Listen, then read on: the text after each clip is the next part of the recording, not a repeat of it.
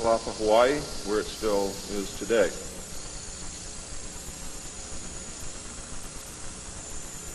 Some of the information is based upon research derived from the information that I saw. For instance, in the documents that I saw, it was stated that President Eisenhower had commissioned a group called the Jason Scholars, which was stated to have been a secret society of scholars,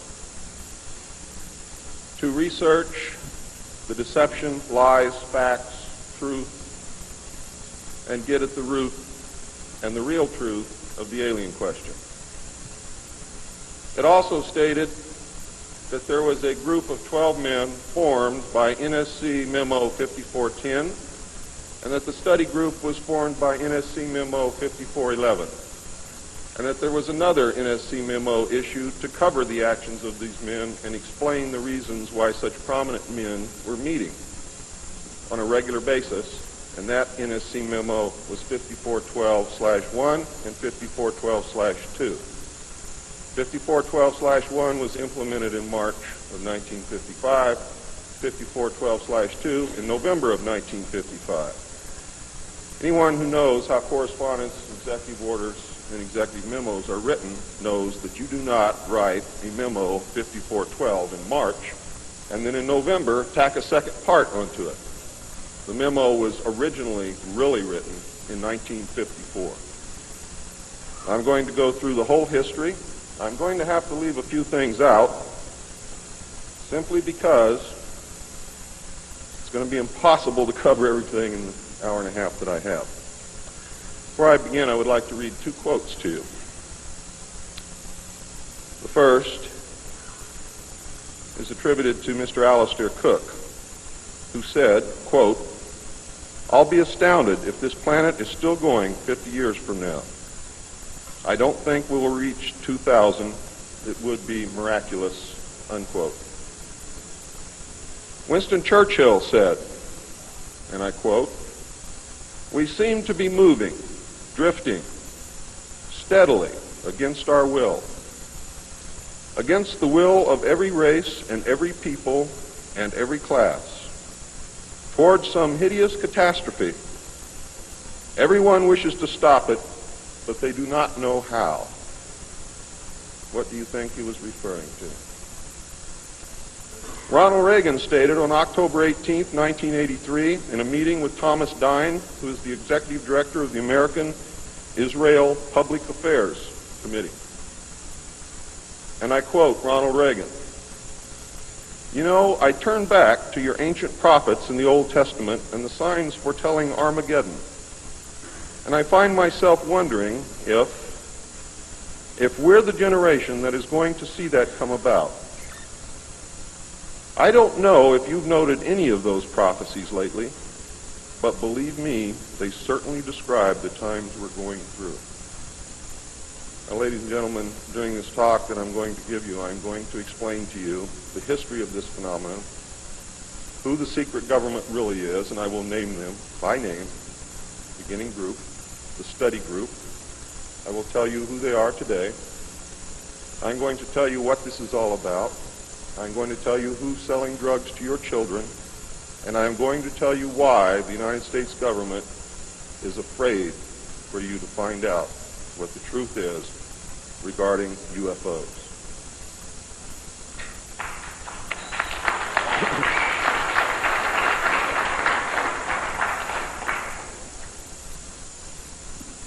I'm going to skip over the early saucer recoveries, but there are many more than what you would expect. The early saucers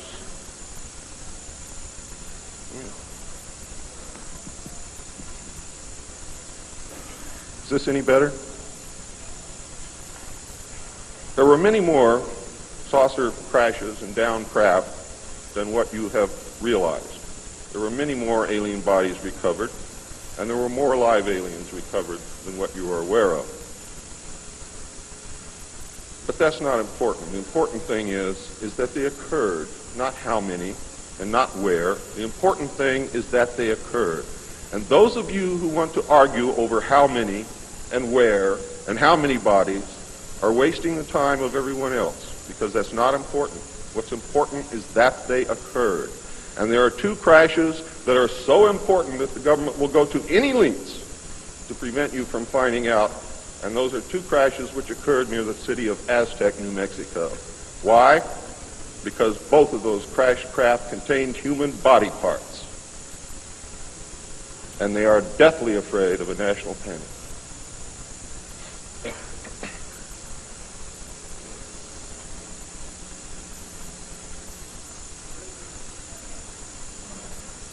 Because of this, there was a very, very tight security blanket screwed down tight over all of the alien question. The downed craft, the fact that they were here, the technology that we were recovering. Some craft, strangely enough, were not damaged at all. But we could not recognize anything that we had previously known as mechanical, electrical, hydraulic, or any other thing that we knew of, except eventually we discovered that the craft contained a small reactor approximately the size of a large football or a small basketball, which was said to be a clean reactor, and the craft, this particular craft, used or seemed to use water as fuel. Now, how that all works, I don't know. I am not a nuclear physicist. Thank God. A special group of America's top scientists were organized under the name Project Sign in December of 1947 to study the phenomena.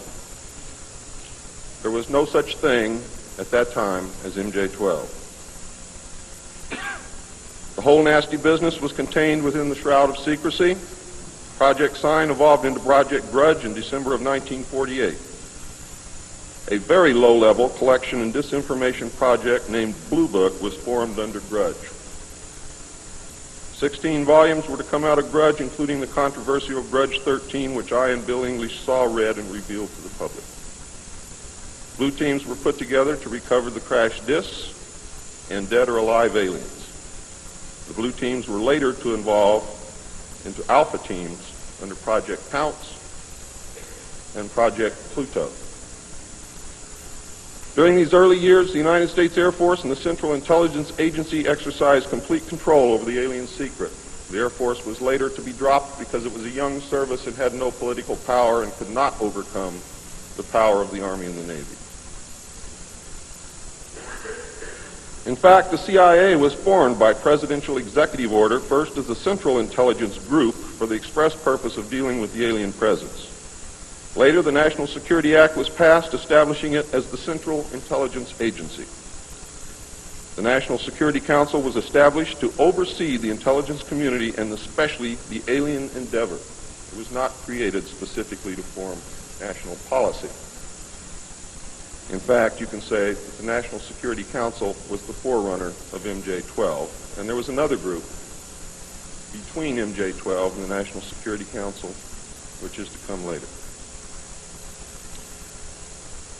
A series of National Security Council memos and executive orders removed the CIA from the sole task of gathering foreign intelligence and slowly but thoroughly legalized direct action in the form of covert activities at home and abroad. On December 9, 1947, Truman approved issuance of NSC-4, entitled Coordination of Foreign Intelligence Information Measures, at the urging of Secretaries Marshall, Forrestal, Patterson, and the Director of the State Department's Policy Planning Staff, Kennan, who, by the way, were all members of the Council on Foreign Relations. The Foreign and Military Intelligence Book 1, final report of the Select Committee to study governmental operations with respect to intelligence activities, United States Senate, 94th Congress, second session, report number 94-755, April 26, 1976, page 49 states, this directive empowered the Secretary of State to coordinate overseas information activities designed to counter communism. A top-secret annex to NSC-4, which was NSC-4 Alpha, or 4A, for those of you who are confused by military terms, instructed the Director of Central Intelligence to undertake covert psychological activities in pursuit of the aims set forth in NSC-4 and secretly was to run a psychological operation against the American public to hide the presence of UFOs and aliens. The initial authority given the CIA for covert operations under NSC-4A did not establish formal procedures for either coordinating or approving these operations. How many of you understand what I just said to you? Not too many. Let me explain it. What this means, the initial authority given the CIA for covert operations under NSC-4 Alpha did not establish formal procedures for either coordinating or approving these operations. That means they had to answer to no one. It means go do what you got to do. Don't bring any dirt back here because we don't want to see it. Just get the job done. Don't ask anybody. Don't report to anybody. That's exactly what it means. It simply directed the DCI, which is the Director of Central Intelligence, to undertake covert actions and to ensure, through liaison with state and defense, that the resulting operations were consistent with American policy.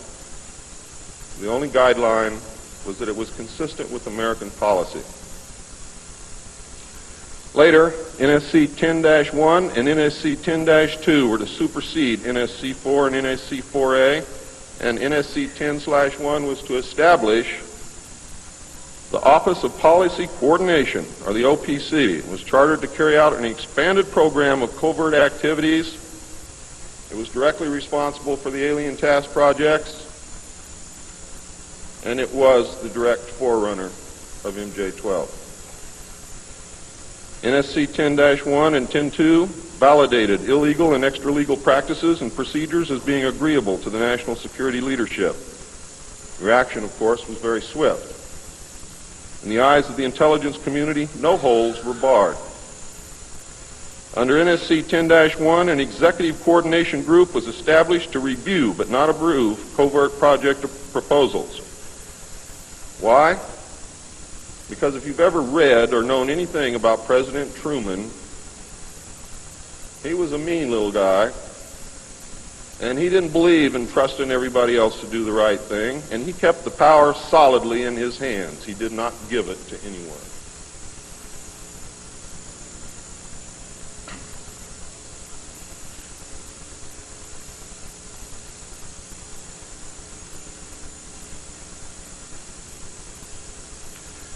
The ECG was secretly tasked to coordinate the alien projects. NSC 10-1 and 2 were interpreted to mean that no one at the top wanted to know about anything until it was over and successful.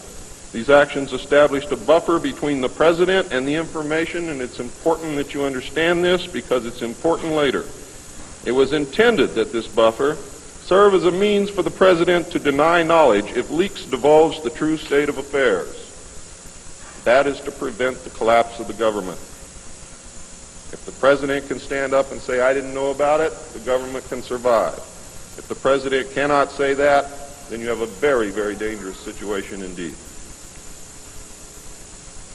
The buffer was used in later years for the purpose of effectively isolating succeeding presidents from any knowledge of the alien presence other than what the secret government and the intelligence community wanted them to know.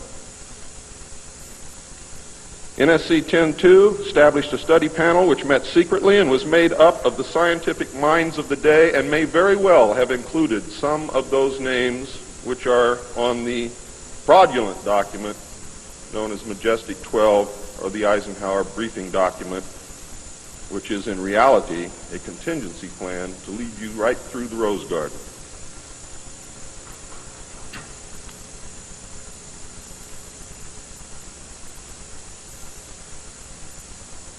The study panel was not called MJ-12.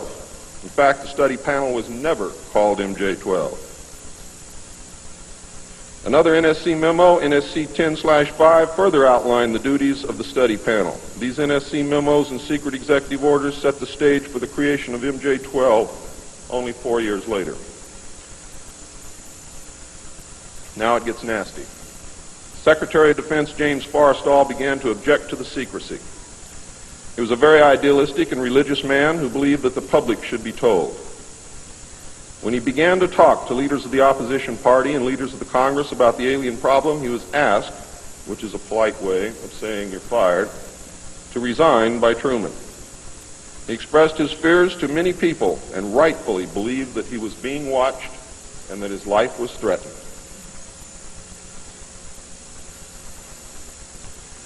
This was interpreted by those who were ignorant of the facts as paranoia, because most people had no knowledge of what was really going on. Forrestal later was said to have suffered a mental breakdown and was admitted, they say, actually, he was committed to Bethesda Naval Hospital against his will. In fact, it was feared that Forrestal would begin to talk again and he had to be isolated, discredited, and shut up. Sometime in the early morning of May 22nd, 1949, agents of the CIA tied a sheet around his neck, fastened the other end to a fixture in his room, and threw James Forrestal out the window. The sheet tore, and he plummeted to his death, and he became one of the first victims of the cover-up. The live alien that had been taken from the 1949 Roswell crash was called EB. It was short for extraterrestrial biological entity, and all aliens are not called EB. EB had a tendency to lie, and for over a year would give only the desired answers to questions asked. Those questions which would have resulted in an undesirable answer went unanswered. At some point during the second year of captivity, he began to open up, and the information derived from EB was startling, to say the least. And this compilation of his revelations became the foundation of what would later be finished, called the Yellow Book. Photographs were taken of EB, which among others, I and Bill English were to view years later in Grudge 13. Why do they keep the aliens in a Faraday-shielded environment? Because they have a tendency to disappear right through walls. And if you can prevent the transmission of electromagnetic energy, you can stop them from doing it.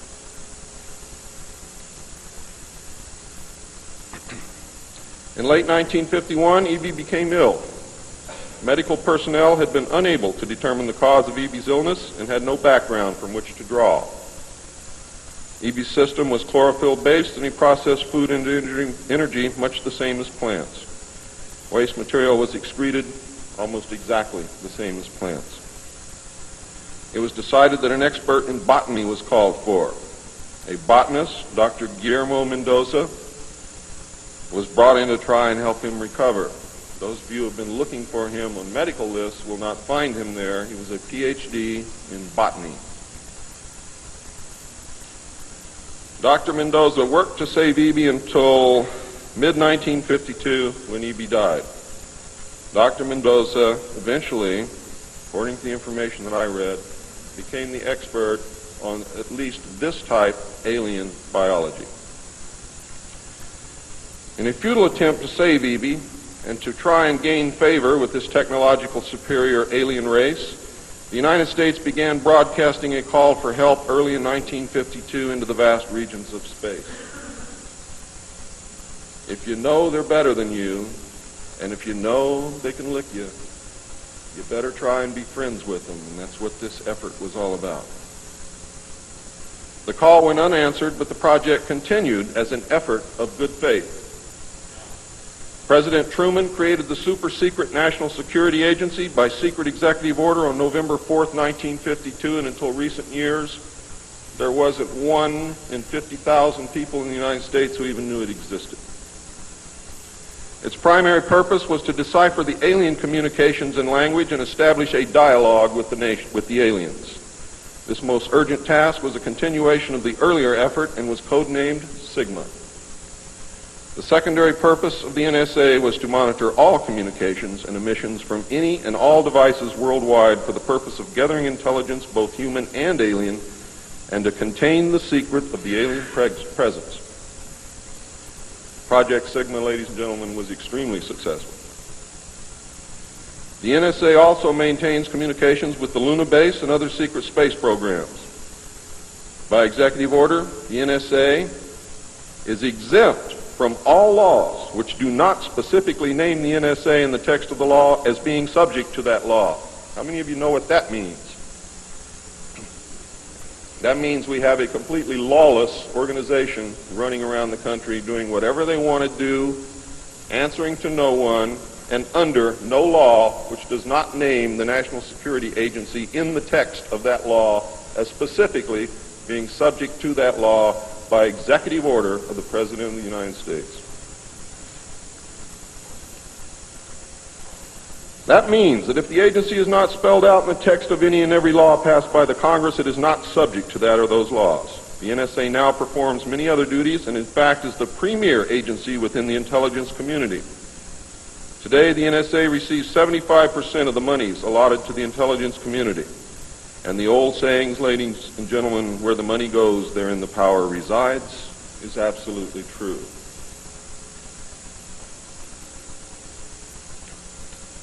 The DCI today is mainly a figurehead.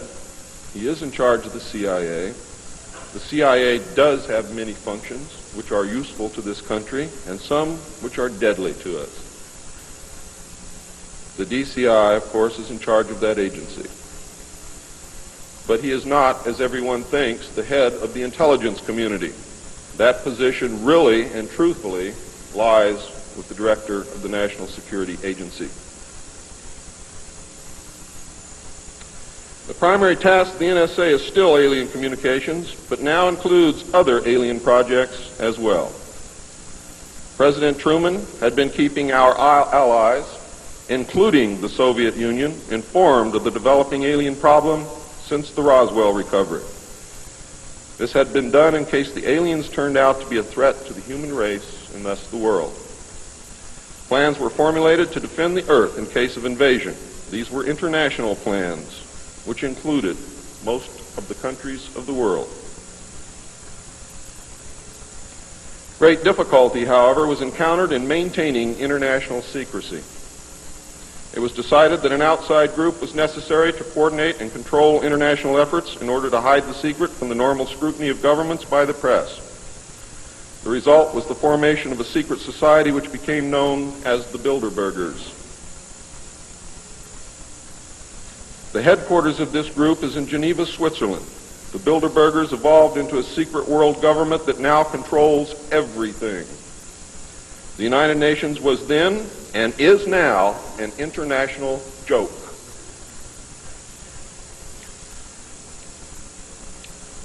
In 1953, a new president occupied the White House. He was a man used to a structured staff organization with a chain of command. His method was to delegate authority and rule by committee. He made major decisions, but only when his advisors were unable to come to consensus, and when he was in the Army, he was known as the diplomat. He was very good at what he did. He was very good at bringing people together, reaching consensus, and getting people to work for him. His normal method was to read through or listen to several alternatives and then approve one.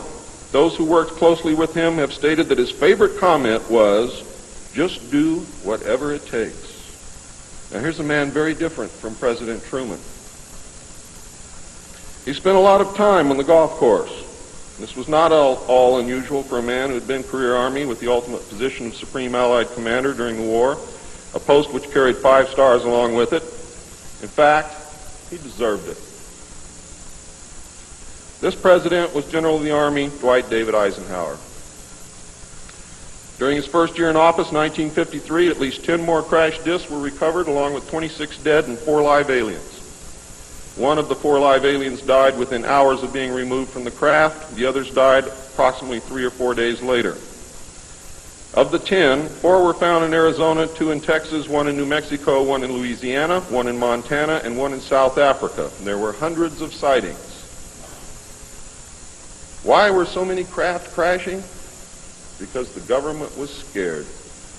And when they found out that the radar was downing the craft, they started aiming the radar at the craft with lock-on radar and pumped the juice through.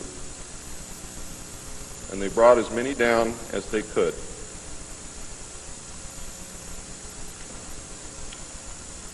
Eisenhower knew that he had to wrestle and beat the alien problem.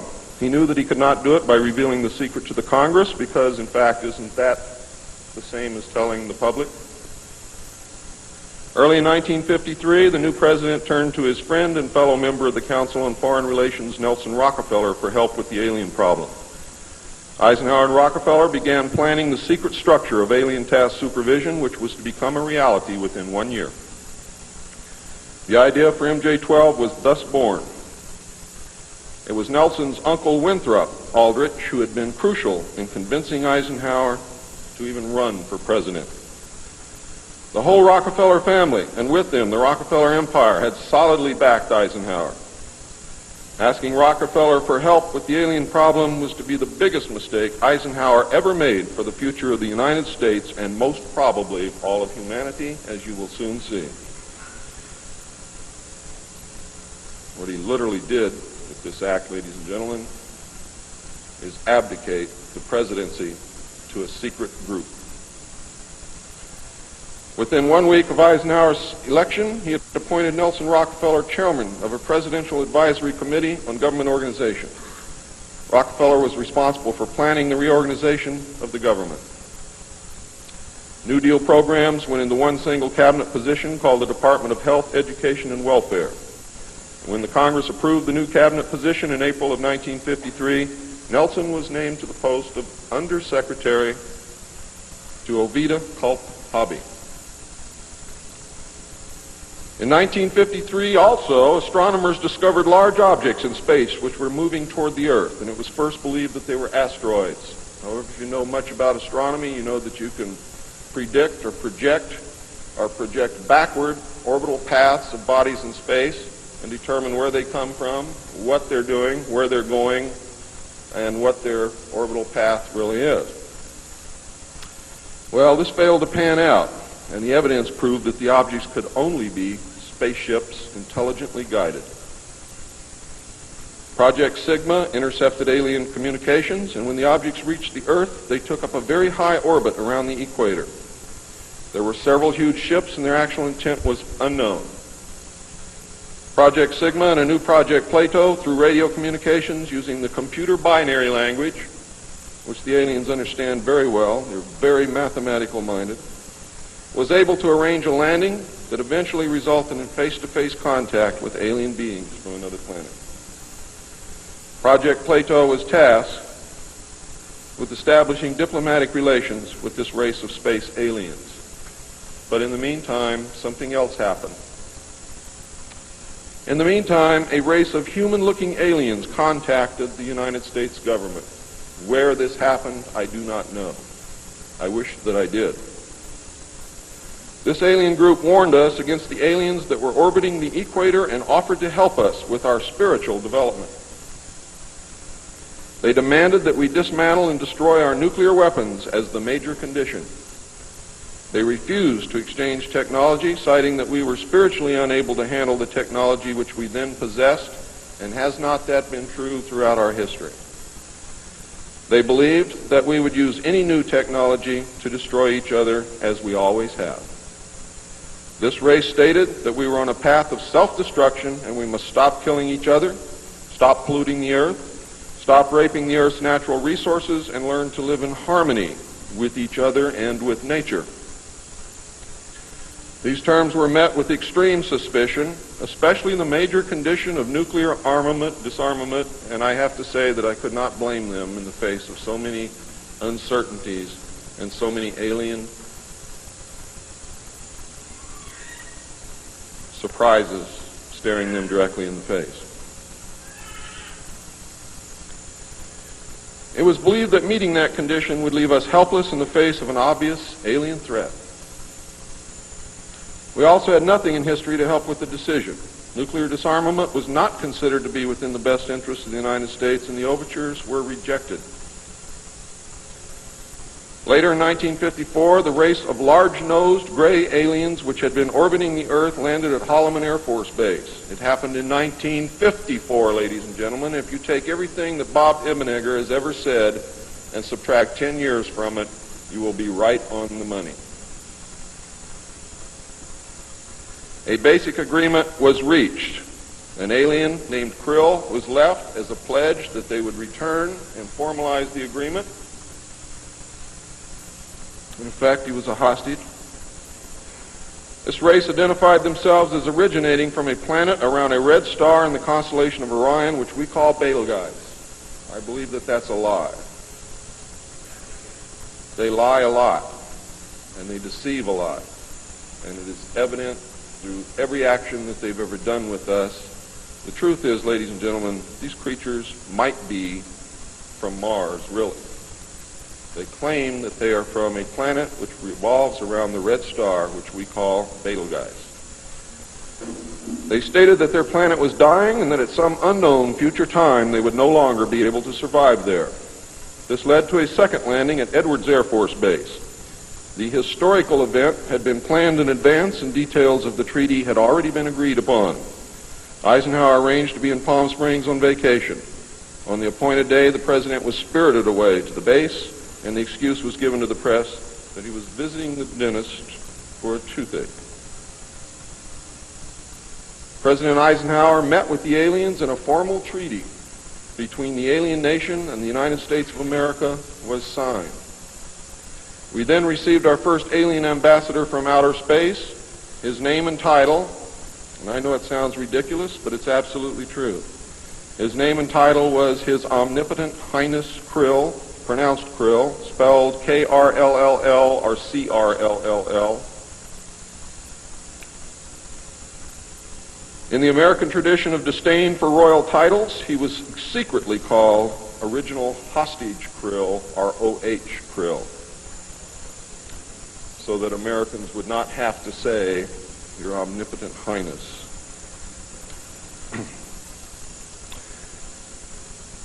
You should know that the alien flag is known as the trilateral insignia.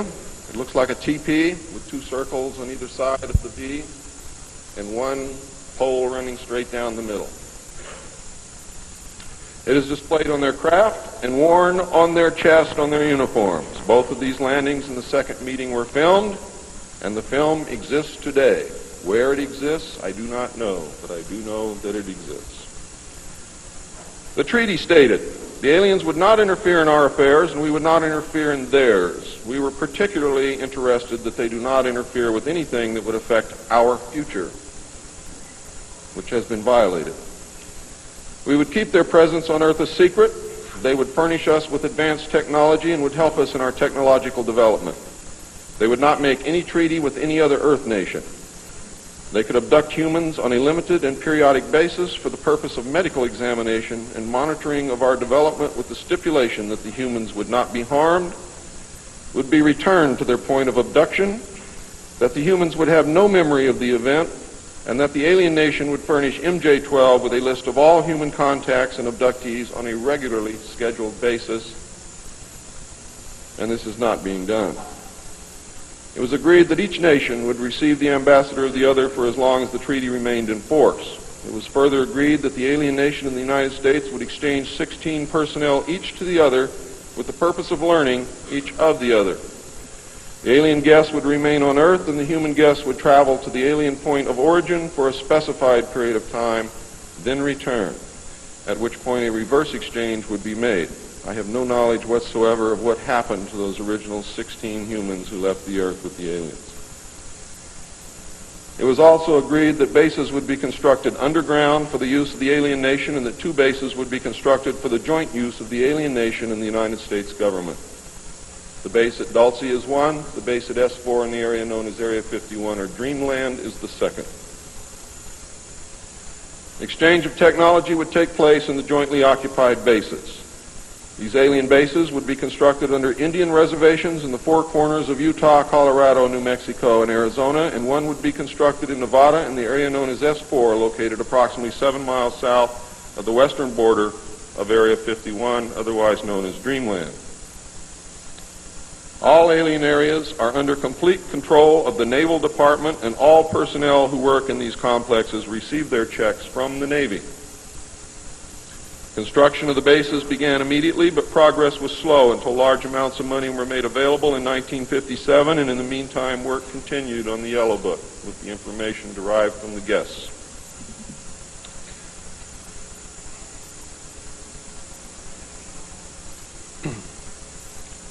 I would like to say at this time that the movie that most of you may have seen, how many of you saw Close Encounters of the Third Kind?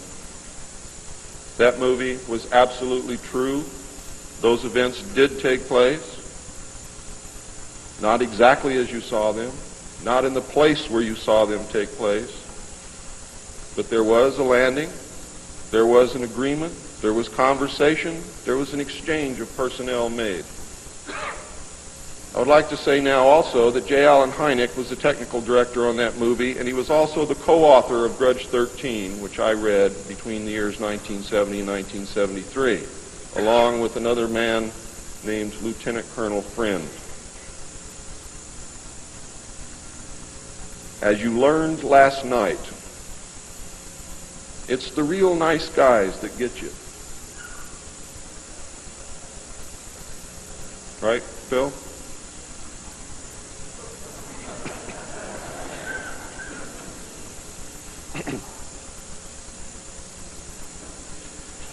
Project Red Light was formed, and experimentation and test flying alien craft was begun in earnest. As I told you earlier, many of the craft we recovered were intact, appeared to have no damage whatsoever. One craft actually exploded over the test site during testing sometime in the early 60s. I'm not sure what the exact date is, but the explosion is said to have been seen over 3 states. Project Red Light, according to the information that I have, was postponed at that time because they had no idea what had happened or why the craft had exploded, but they lost the pilots, and the project went on hold.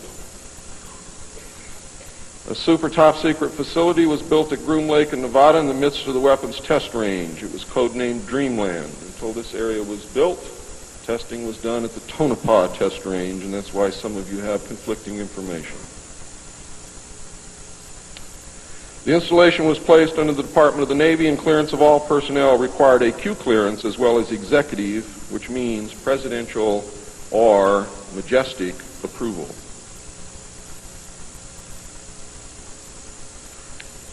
This is ironic due to the fact that the President of the United States does not have clearance to visit the site. How many of you did not know that? The President of the United States cannot enter Area 51. There are very many other areas which he cannot enter also. The alien base and exchange of technology actually took place in an area known as S4. Area S4 was codenamed the Dark Side of the Moon. The Army was tasked to form a super-secret organization to furnish security for all alien task projects. This organization became the National Reconnaissance Organization based at Fort Carson, Colorado. The specific teams trained to secure the projects were called Delta. A second project, codenamed Snowbird, was promulgated to explain away any sightings of the red light craft as being Air Force experiments.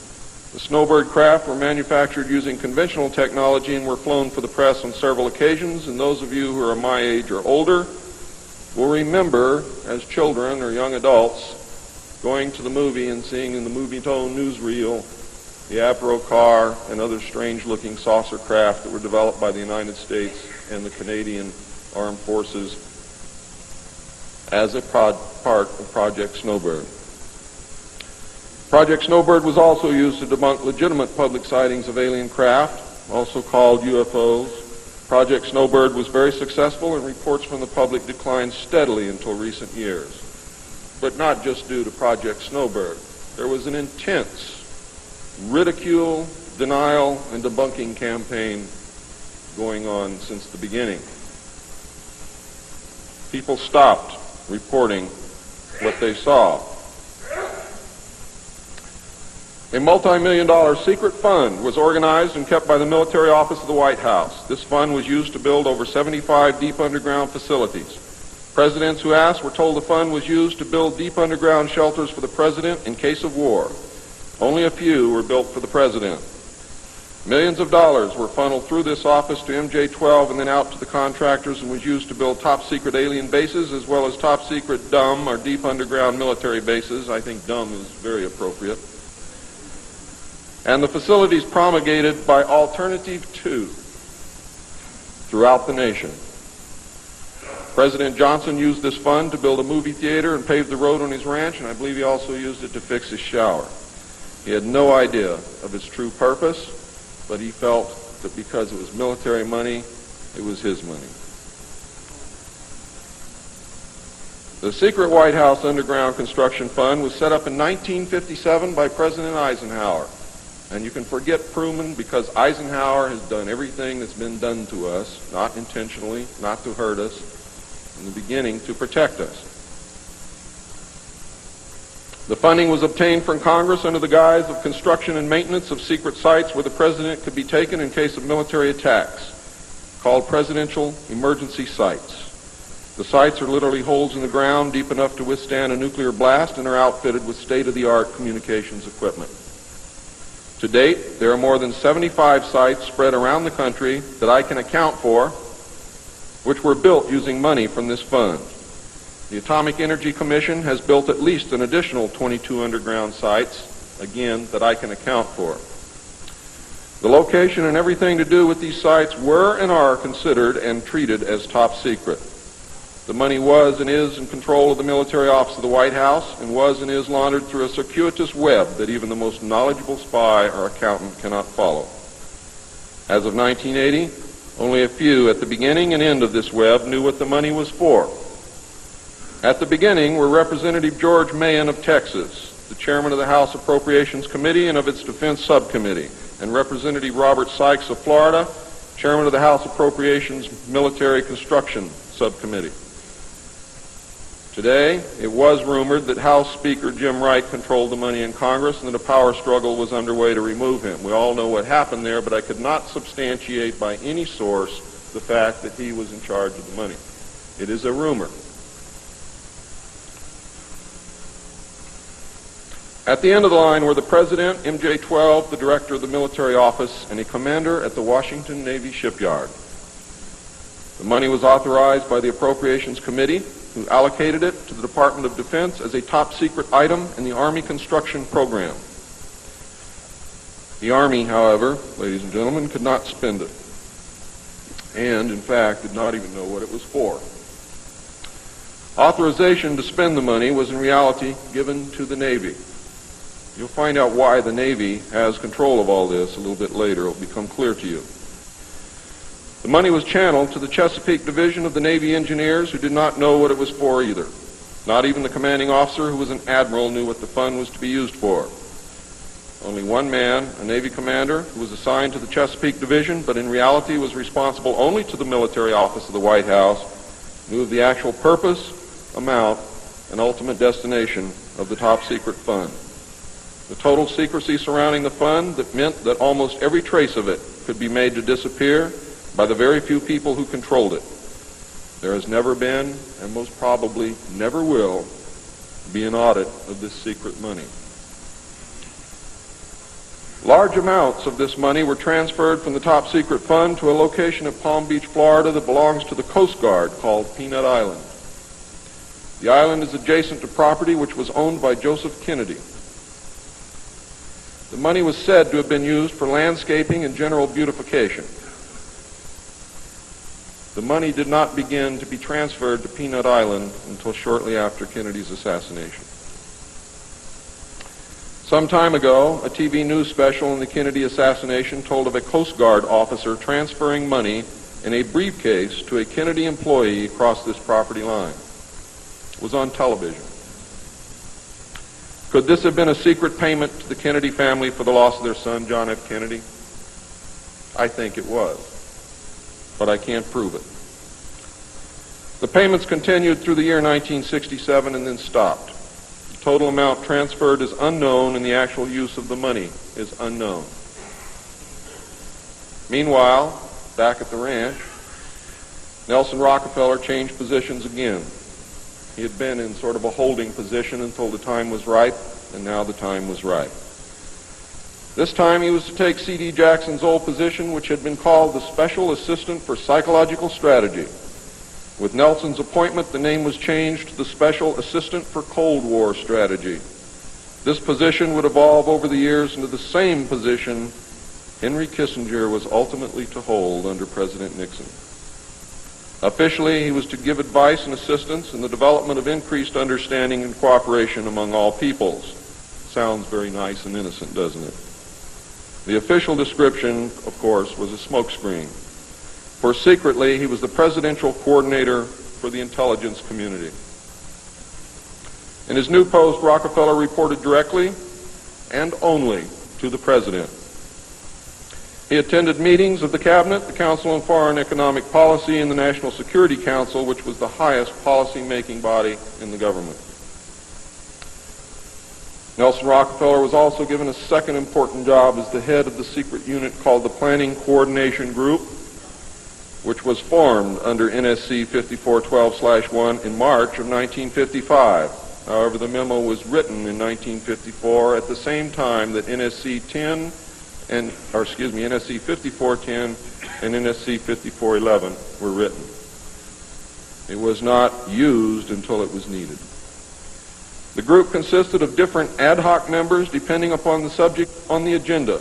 The basic members were Rockefeller, a representative of the Department of Defense, a representative of the Department of State, and the Director of Central Intelligence. It was soon called the 5412 Committee, or the Special Group. NSC 5412/1 established the rule, for the first time, established the rule that covert operations were subject to approval by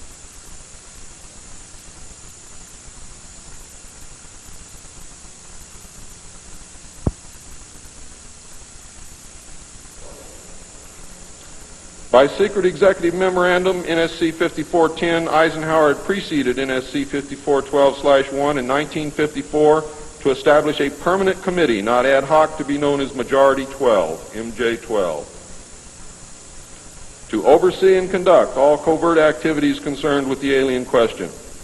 NSC 5412/1 was created to explain the purpose of these meetings when Congress and the press became curious as to why such important and prominent men were meeting on a regular basis. Majority 12 was made up of Nelson Rockefeller, the Director of Central Intelligence, Allen Welsh Dulles, the Secretary of State, John Foster Dulles, the Secretary of Defense, Charles E. Wilson, the Chairman of the Joint Chiefs of Staff, Admiral Arthur W. Radford, and that's why the Navy got everything, because the first Chairman of the Joint Chiefs of Staff who served on MJ-12 was Navy. If it had been an Army general, the Army would have had it. The Director of the Federal Bureau of Investigation, J. Edgar Hoover, and that should answer a lot of questions for you, and 6 men from the Executive Committee of the Council on Foreign Relations known as the Wise Men. These men were all members of a secret society of scholars that called themselves the Jason Society. See you smiling, Bill. Thought I didn't know it, didn't you? Fooled you. Are the Jason scholars who recruited their members from the Skull and Bones and the Scroll and Key societies of Harvard and Yale. And that was stated verbatim in Operation Majority. The Wise Men were key members of the Council on Foreign Relations. There were 12 members, including the first 6 from government positions, thus Majority 12.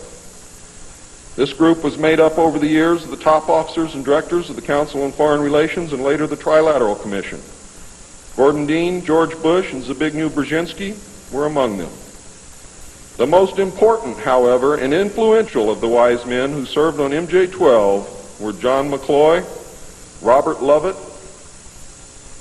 Averill Harriman, Charles Bolin, George Kennan, and Dean Acheson. Their policies were to last well into the decade of the 70s, and it is significant that President Eisenhower, as well as the first 6 MJ-12 members from the government, were also members of the Council on Foreign Relations. Thorough researchers will soon discover that not all of the Wise Men attended Harvard or Yale, and not all of them were chosen for Skull and Bones or Scroll and Key membership during their college years.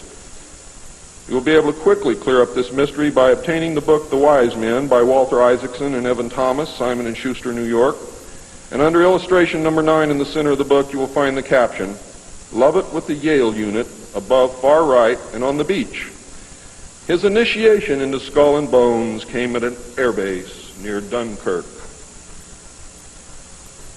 I have found that members were chosen on an ongoing basis by invitation based upon merit, post-college, and was not confined to only Harvard or Yale attendees. It also had something to do with how much money your family had, unless you were a military officer.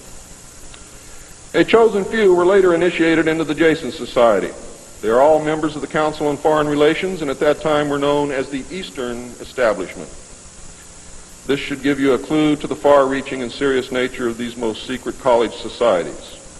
The Jason Society is alive and well today, but now includes members of the Trilateral Commission as well.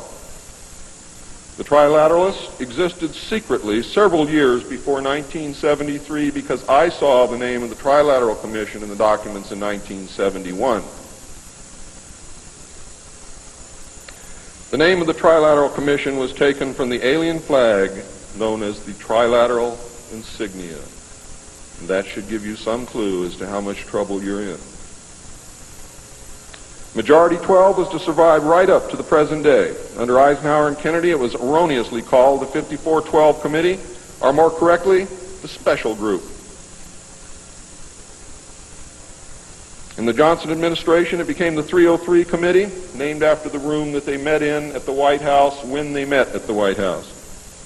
Because the name 5412 had been compromised in the book The Secret Government.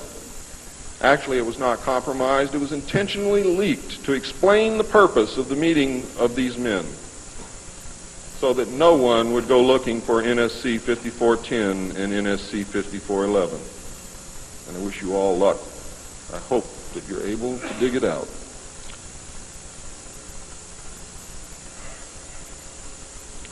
Actually, NSC 5412/1 was leaked to the author to hide the existence of NSC 5410.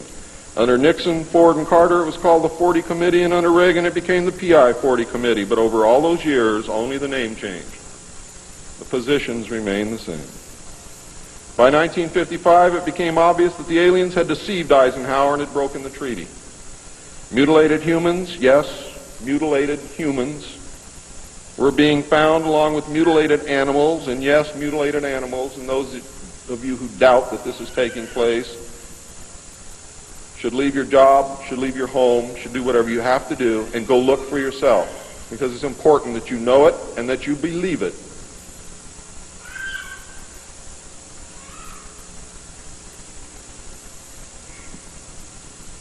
These things were being found all across the United States.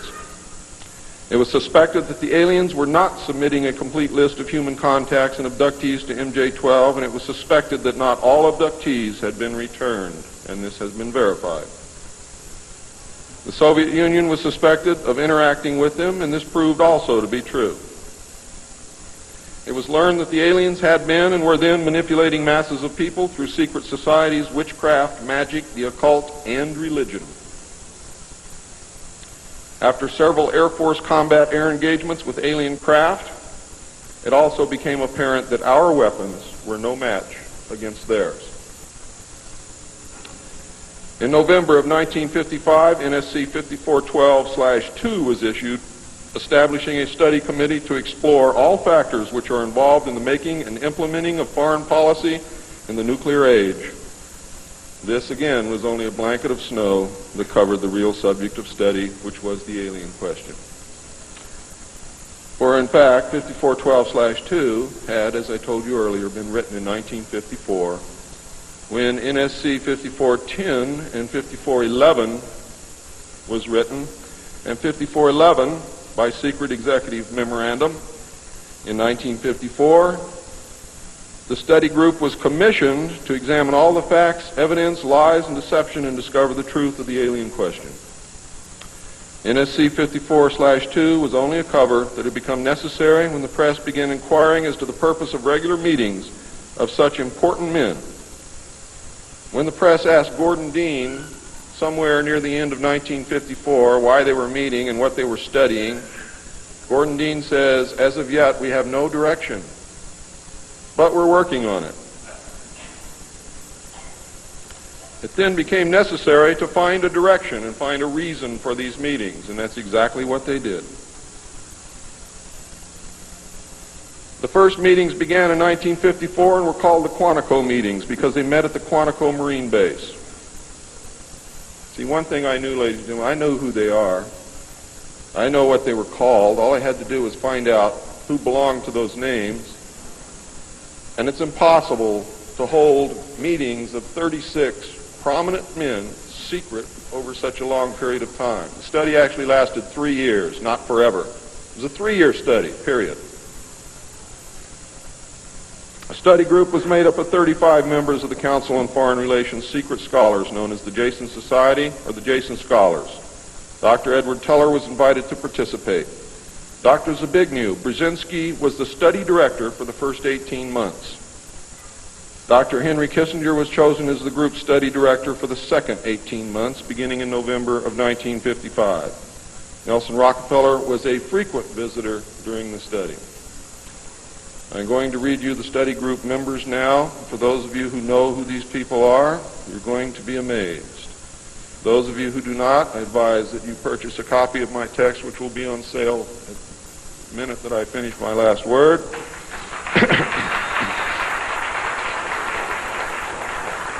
And research everything that I'm telling you, and your own research will tell you that I am telling you the truth, and I don't have to do that. You see, I'm a witness. I'm not a ufologist, and I'm not by profession a researcher. I'm doing this because I want the Constitution put back where it belongs.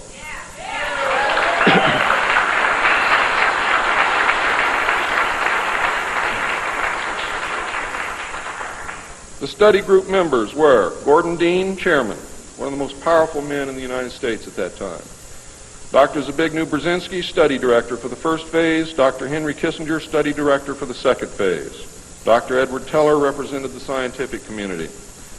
Major General Richard C. Lindsay, Hanson W. Baldwin, Lloyd V. Berkner, Frank C. Nash, Paul H. Nitze, Charles P. Noyes, Frank Pace Jr., James A. Perkins, Don K. Price, David Rockefeller, Oscar M. Rubhausen, Lieutenant General James M. Gavin, Carl P. Haskins, James T. Hill Jr., Joseph E. Johnson, Mervyn J. Kelly, Frank Altschul, Hamilton Fish Armstrong, Major General James McCormick Jr., Robert R. Bowie, McGeorge Bundy,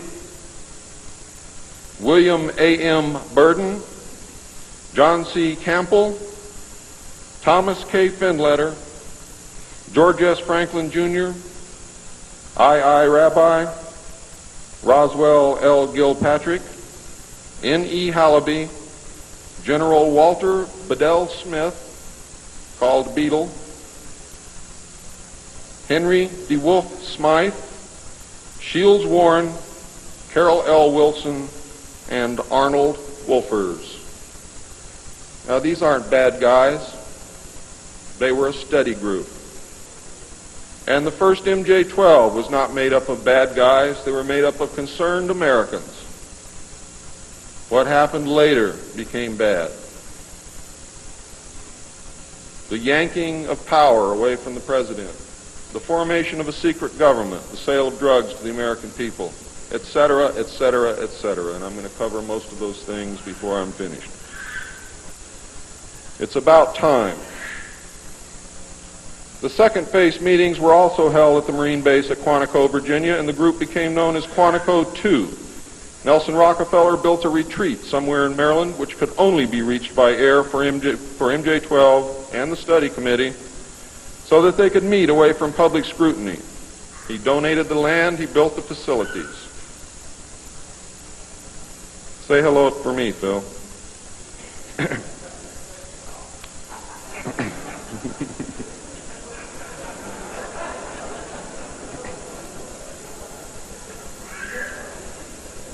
So that they could meet away from public scrutiny. The secret meeting place is known by the code name, the Country Club. Complete living, eating, recreation, library, and meeting facilities exist at the location. The study group was publicly closed in the later months of 1956, and Henry Kissinger published what was officially termed the results in 1957 as Nuclear Weapons and Foreign Policy by Henry A. Kissinger, published for the Council on Foreign Relations by Harper & Brothers, New York. In truth, the manuscript had already been 80% written while Kissinger was at Harvard. The study group continued veiled in secrecy. A clue to the seriousness Kissinger attached to the study can be found in statements by his wife and friends.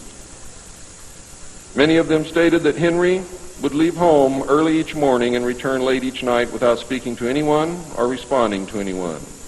It seemed, in fact, as if he were in another world which held no room for anyone else. Now, when they say that he would not speak to anyone or respond to anyone, they meant it literally. I find these statements very revealing. The revelations of the alien presence and actions during the study must have been a great shock. I know I would have been shocked. Henry Kissinger was definitely out of character during the time surrounding these meetings, as he is normally described as being a gentleman, very charming, and most people who meet him like him very much.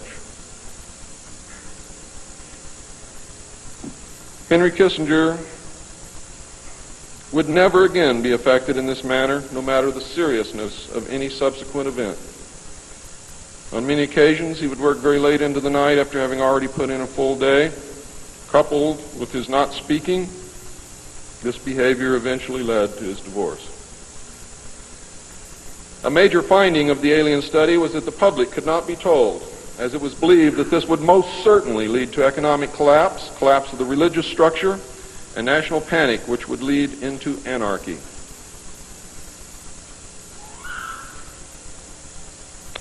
Secrecy thus continued.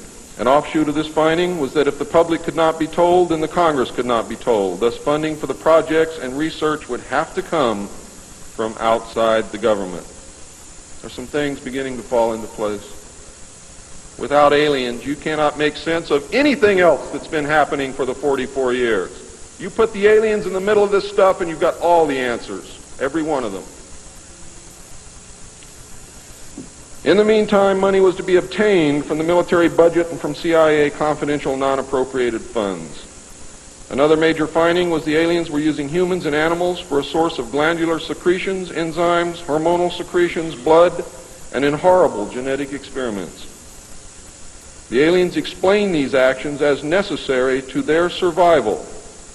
What I'm going to tell you now is very sad if it's true, because I am unable to weed through the lies and deception and really find the truth. All I know is what they told us. They stated that their genetic structure had deteriorated and that they were no longer able to reproduce. They stated that if they were unable to improve their genetic structure, their race would soon cease to exist. We looked upon their explanations with extreme suspicion. Since our weapons were literally useless against the aliens, MJ-12 decided to continue friendly diplomatic relations with them until such time as we were able to develop a technology which would then enable us to challenge them on a military basis. Overtures would have to be made to the Soviet Union and other nations to join forces for the survival of humanity. In the meantime, plans were developed to research and construct two weapon systems using conventional and nuclear technology, which would hopefully bring us to parity. The results of the research were projects Joshua and Excalibur. Joshua was a weapon captured from the Germans, which at that time was capable of shattering 4-inch thick armor plate at a range of 2 miles using low-frequency aimed sound waves. And it was believed that this weapon would be effective against the alien craft and beam weapons.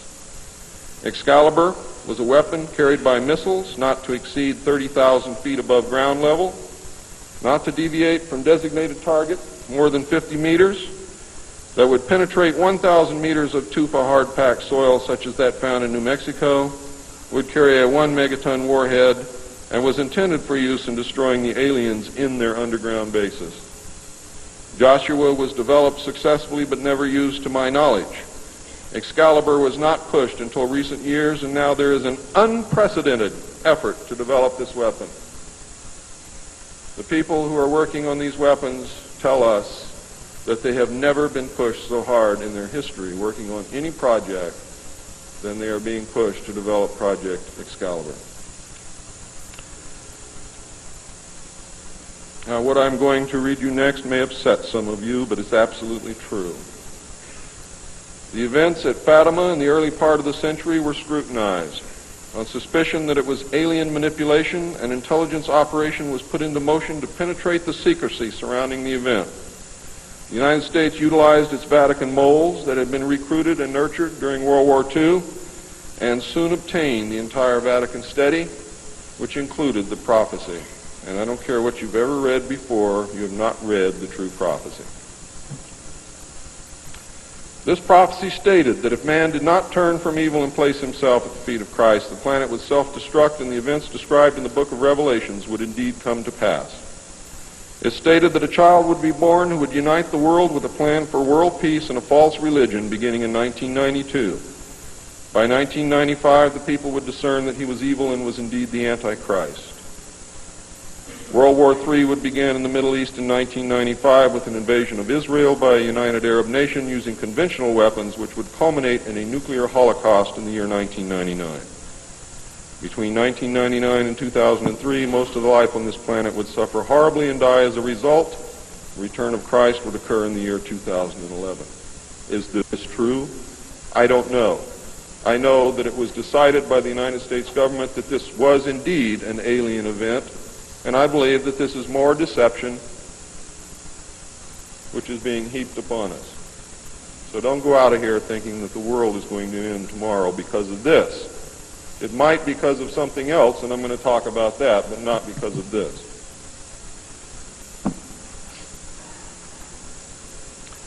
When the aliens were confronted with this finding, they confirmed that it was true. The aliens explained that they had created us through hybridization and had manipulated the human race through religion, Satanism, witchcraft, magic, the occult, secret societies, etc. They further explained that they were capable of time travel and the events would indeed come to pass. Later exploitation of alien technology by the United States and the Soviet Union utilizing time travel confirmed that indeed something bad was going to happen. The aliens showed a hologram which they claimed was the actual crucifixion of Christ, which the government filmed. We did not know whether to believe them or not. Were they using our genuine religions to manipulate us? Or were they indeed the source of our religions with which they had been manipulating us all along? Or was this the beginning scenario of the genuine end times and the return of Christ which had been predicted in the Bible? No one knew the answer. And I don't know the answer either. A symposium was held in 1957 which was attended by some of the great scientific minds then living. It was held in Huntsville, Alabama. They reached the conclusion that by or shortly after the year 2000, the planet would self-destruct due to increased population and man's exploitation of the environment without any help from God or the aliens. By secret executive order of President Eisenhower, the Jason scholars were ordered to study this scenario and make recommendations from their findings. This was done. The Jason Society confirmed the finding of the scientists and made 3 recommendations called Alternatives 1, 2, and 3. Alternative 1 was to use nuclear devices to blast holes in the stratosphere from which the heat and pollution could escape into space. I'll buy heat, but I'll never buy pollution. Change the human cultures from that of exploitation into cultures of environmental protection. Of the 3, this was decided to be the least likely to succeed due to the inherent nature of man and the additional damage the nuclear explosions would themselves create. Alternative 2 was to build a vast network of underground cities and tunnels in which a select representation of all cultures and occupations would survive and carry on the human race. The rest of humanity would be left to fend for themselves on the surface of the planet. Alternative 3 was to exploit the alien and conventional technology in order for a select few to leave the Earth and establish colonies in outer space. I am not able to either confirm or deny the existence of batch consignments of human slaves which would be used for the manual labor in the effort as a part of the plan. The moon, codenamed Adam, would be the object of primary interest, followed by the planet Mars, codenamed Eve. As a delaying action, all 3 alternatives included birth control, sterilization, forced if necessary, and the introduction of deadly microbes to control or slow the growth of the Earth's population. AIDS is only one result of these plans. There are others. It was decided, since the population must be reduced and controlled, that it would be in the best interest of the human race to rid ourselves of the undesirable elements of our society. The joint U.S. and Soviet leadership dismissed Alternative 1 but ordered work to begin on Alternative 2 and 3 virtually at the same time. Those of you in the state of Washington who report hearing machinery underground are probably correct. In 1959, the RAND Corporation hosted a deep underground construction symposium. I have a copy of this symposium report, which I'm not supposed to have, but nevertheless I have it, approximately this thick. In the symposium report, machines are pictured and described which could bore a tunnel 45 feet in diameter at the rate of 5 feet per hour in 1959. Just think what they can do now. It also displays pictures of huge tunnels and underground vaults containing what appear to be complex facilities and possibly even cities. It appears that the previous 5 years of all-out underground construction had made very significant progress by that time. The ruling powers decided that one means of funding the alien-connected and other black projects was to corner the illegal drug market.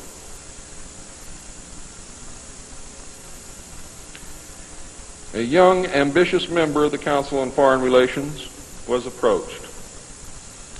His name is George Bush, who at the time was the president and CEO of Zapata Oil based in Texas.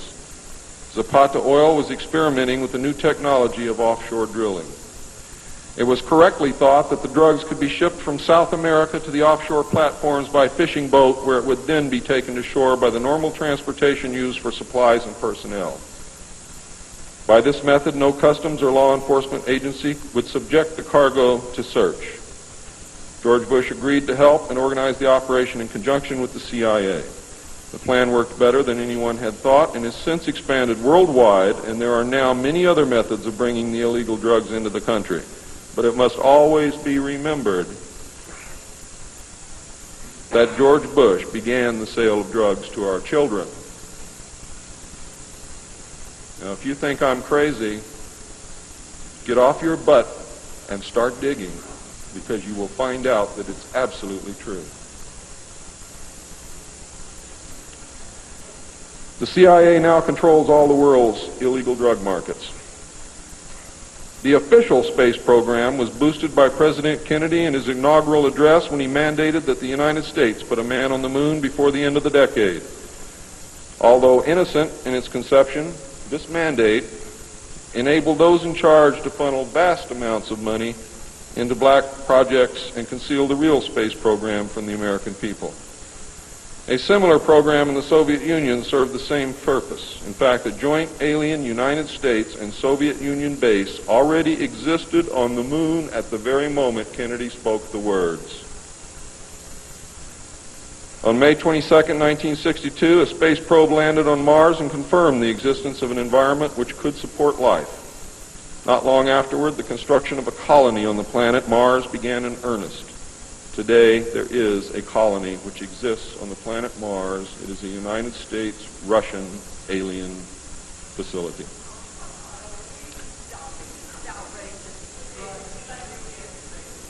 If you believe it's outrageous, stick around a few years.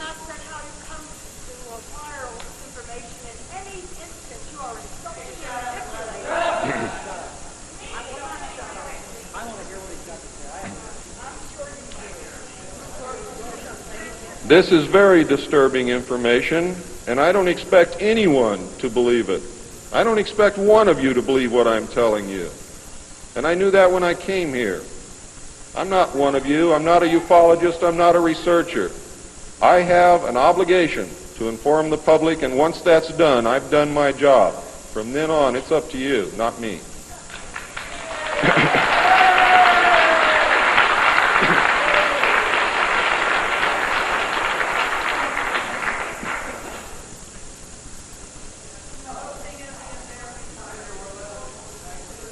This colony exists on Mars, populated by specially select people from different cultures and occupations taken from all over the earth. A public charade of antagonism between the Soviet Union and the United States has been maintained over all these years in order to fund projects in the name of national defense when in fact we are the closest allies.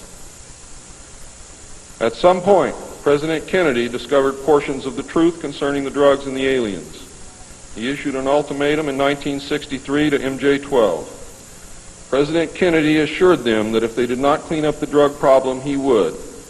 He informed MJ-12 that he intended to reveal the presence of aliens to the American people within the following year and ordered a plan developed to implement his decision.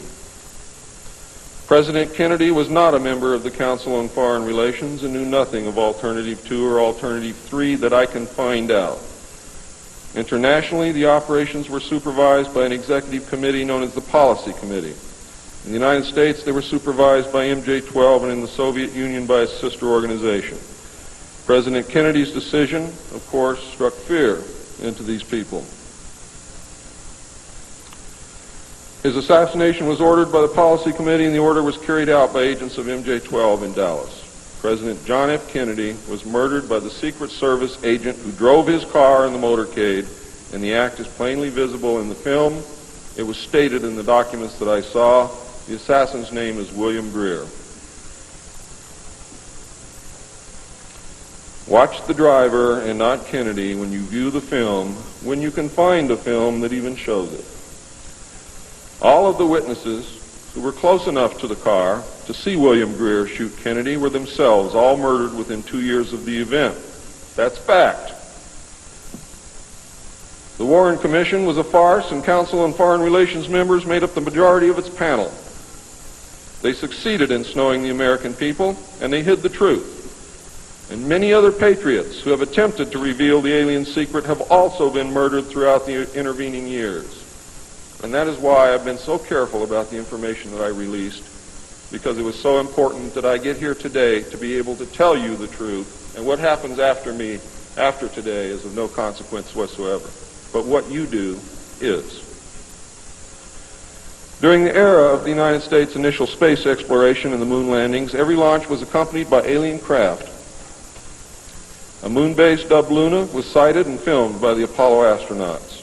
Domes, spires, tall round structures which look like silos, huge T-shaped mining vehicles which left stitch-like tracks in the lunar surface, and extremely large as well as small alien craft appear in the photographs. It is, in fact, a joint United States-Russian and alien base. The space program is a farce and an unbelievable waste of money. Alternative 3 is a reality, and it is not at all science fiction. Most of the Apollo astronauts were severely shaken by this experience, and their lives and subsequent statements reflect the depths of the revelation and the effect of the muzzle order which followed. They were ordered to remain silent or suffer the extreme penalty, death, which was termed an expediency. One astronaut actually did talk to the British producers of the TV expose Alternative 3, confirming many of the allegations. However, I do not know who it was. In the book, Alternative 3, the pseudonym Bob Groden was used in place of the astronaut's identity. It was also stated that he committed suicide in 1978. This cannot be validated by any source, and I believe that several so-called facts in the book are really disinformation. However, I can assure you that Alternative 3 is real. I firmly believe that this disinformation is a result of pressure put upon the authors and is meant to nullify the effect upon the populace of the British TV expose entitled Alternative 3.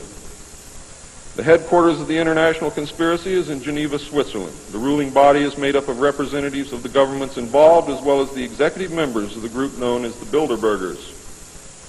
Meetings are held by the Policy Committee when necessary on a nuclear submarine beneath the polar ice cap.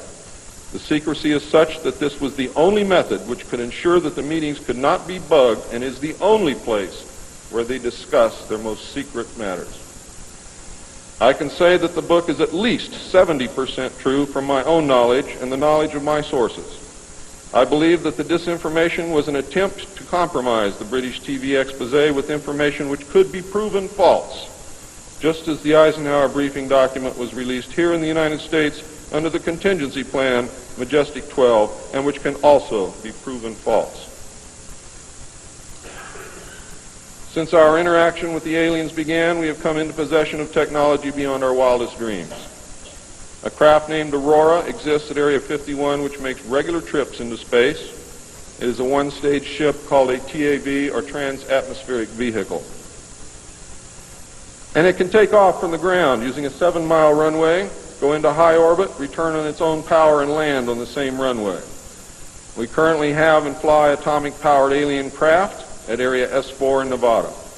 Our pilots have made interplanetary voyages in these craft and have been to the Moon, Mars, and other planets aboard these craft. There is a group of pilots at the base who wear a patch, which has a little alien peeking over the bottom. It has, I think, 3 or 4 letters at the top, and I forget what they are, but John Lear knows what they are. There is a picture of Saturn and a picture of Mars in the photograph, and in the background there are 7 stars which are strangely shaped just like the stars in the Pleiades group. What that means, I don't know. We have been lied to about the true nature of the Moon, the planets Mars and Venus, and the real state of technology that we possess today at this very moment. There are areas in the Moon where plant life grows and even changes color with the seasons. And this seasonal effect is because the Moon does not, as claimed, always present the exact same side to the Earth or the Sun. There is an area that wobbles in and out of darkness on a seasonal basis, and it is near this area that the plant life grows. The Moon does have a few man-made lakes and ponds upon its surface, and clouds have been observed and filmed in its atmosphere. How many of you remember the period of time, several years, when almost every reported alien craft that was reported landed was on or near water and appeared to be pumping water into the craft? How many of you remember that? Quite a few. The water went to the Moon, ladies and gentlemen, to change the Moon. And it is working.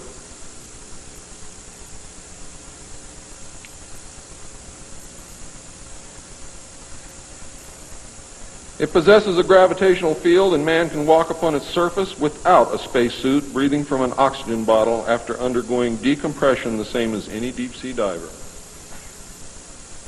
Ladies and gentlemen, if you can come from 1,200 feet underwater to the surface through decompression, you can go from the surface to 1 atmosphere of vacuum. See, vacuum does not cause a problem for the human body. It's the inert gas that's dissolved in your tissues and in your bones and in the fluids in your body that causes you the problem. If this is decompressed properly, you will have no problem. All you need is a very small amount of oxygen, a very small pressure to breathe. You will suffer no harm, except for one thing, that oxygen becomes toxic after breathing it over a long period of time. Therefore, excursions would have to be of a minimal time length. Other than that, there is no reason why you or anyone else cannot walk on the surface of the Moon or in space in a vacuum without a spacesuit. How do I know? I used to be one of the world's experts on deep-sea mixed gas breathing mixtures for divers and on deep saturation diving. When I was the head of the department of the Mixed Gas Deep Saturation Diving Division of the College of Oceaneering. And I can tell you now, it's much easier to decompress to a vacuum and walk on the surface of the Moon than it is to bring a man up from 600 feet.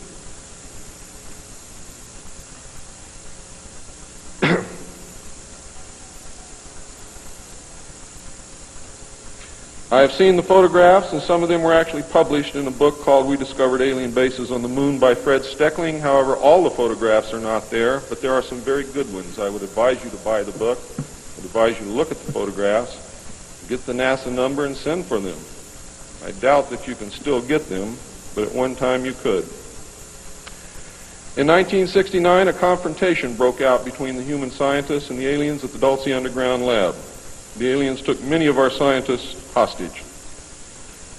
Delta forces were sent in to free them, but were no match against the alien weapons. 66 of our people were killed during this action. As a result, we withdrew from all joint projects for at least 2 years. A reconciliation eventually took place, and once again we began to interact. As far as I know, today we are interacting with the aliens. Now,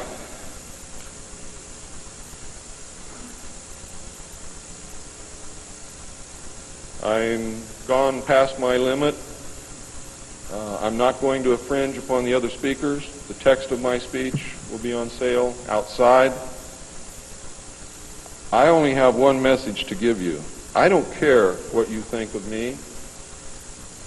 I don't care what you call me. I do care what you do with this information because it is important to our survival as a species. It's important to our planet. It is important for the world. What happens to me is of no consequence, and I knew that when I started this. And over the last 17 years, I knew that someday I was going to have to get up and say this, whether I wanted to or not, whether I was afraid or not. Now I am here, and now it is done. And I feel an overwhelming relief. You now have the information. You can laugh at it. You can throw it in the trash can. You can burn my house down if you want to. But I am telling you right now, your future, your children's future, your grandchildren's future depends upon what you do with this information. Your own government is selling your children drugs, and you don't seem to care. Your own government has given away the power of the people, and you don't seem to care. There is an apathy that is running rampant in this country that is deadly, whether or not there are aliens.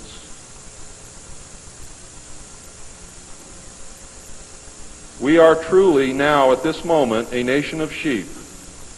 And ladies and gentlemen, I assure you that sheep are always led to the slaughter. But it does not have to be that way. There is tremendous power in knowledge. There is also tremendous power in secrecy. Take away that secrecy, you make sure that you're informed, and you can change things and stop fighting with each other. Thank you.